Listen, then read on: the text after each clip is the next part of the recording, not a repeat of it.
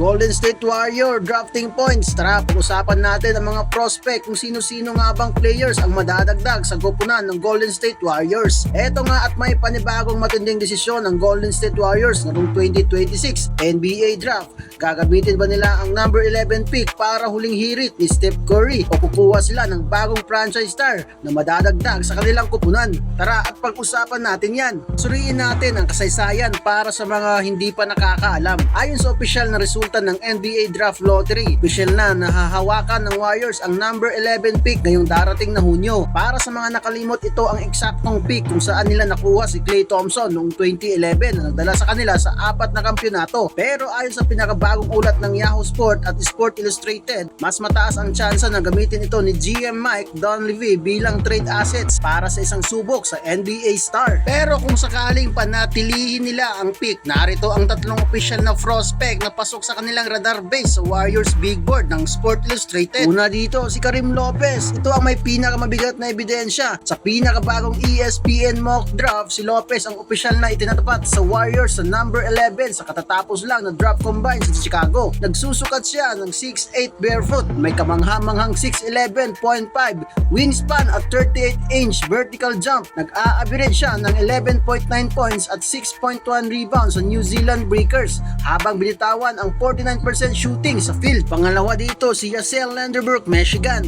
Isang 6'9 Dominican-American forward na consensus All-American at Big Ten Player of the Year. Nag-a-average siya ng 15.1 points at may matinding 51.5% field goal percentage sa ESPN NCAA tracker. Siya ang win now defensive anchor na may 7'4 wingspan. Pangatlo rito si Lavaron Filon Jr. mula sa Alabama. Isang 6'4 sophomore guard. Ayon sa ESPN stat niya, nag-e-explode ito ng 22.0 points kada laro ngayong season. Siya naman ang magiging eksplosibong scorer at playmaker na namumuno mula sa bench. Pero ayon sa opisyal na balita mula sa NBA Draft Lottery, nananatili sa Warriors ang number 11 overall pick. Ngunit ayon sa ulat ngayong linggo ni Brett Siegel, ang kilalang NBA insider ng Clutch Point sa Yahoo Sports, mas mataas ang tsansa na i-trade ng Warriors ang pick na ito kaysa gamitin para pumili ng batang manlalaro. Ang layunin ng management, i-maximize ang huling yugto ng karera ni 38-year-old Stephen Curry gamit ang isang handang superstar. At dito na nga papasok ang dalawang magkaibang direksyon ng prangkisa based sa mga ulat ng mga eksperto. Option A, ang trade path. Iniulat ng veteranong insider na si Mark Stein na nakasulat din sa Sport Illustrated Analysis na handang-handa ang Warriors na i-package ang number 11 pick kasama si Bradin Podziemski at iba pang future assets para habulin si Giannis Antetokounmpo ng Milwaukee Bucks. Bukod kay Giannis, lumalabas din sa USA Today Trade Analysis ang pangalan ni Kawhi Leonard ng Clippers kung sakaling magpasya ang mga kupunang ito na mag-rebuild gamit ang lottery picks. At eto naman ang kanilang option B kung hindi matutuloy ang blockbuster trade. Ayon kay Brett Siegel ng Yahoo Sports,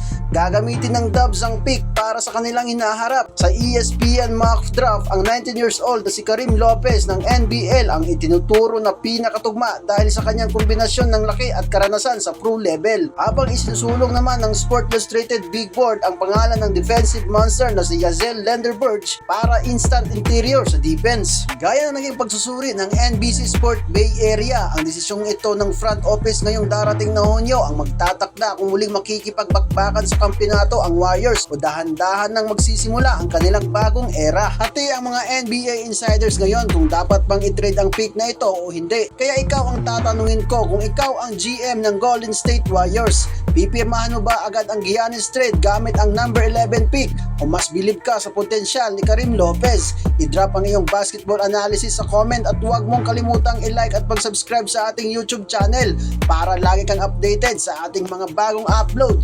Peace out mga ka-fast break!